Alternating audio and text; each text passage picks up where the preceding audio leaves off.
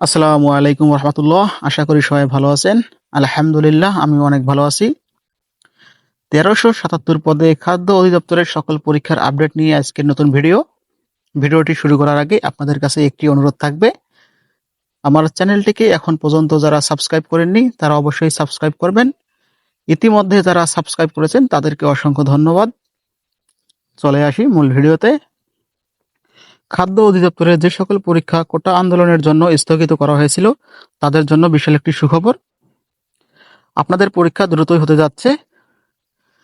চাকরি প্রত্যাশী বন্ধুরা, খাদ্য অধিদপ্তরের সবথেকে জনপ্রিয় পদ হচ্ছে উপখাদ্য পরিদর্শক ও সহকারী উপখাদ্য পরিদর্শক।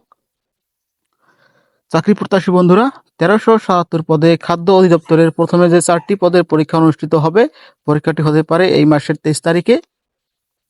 সহকারী উপখাদ্য পরিদর্শক পদের পরীক্ষা এই মাসের 30 তারিখে অনুষ্ঠিত হতে পারে।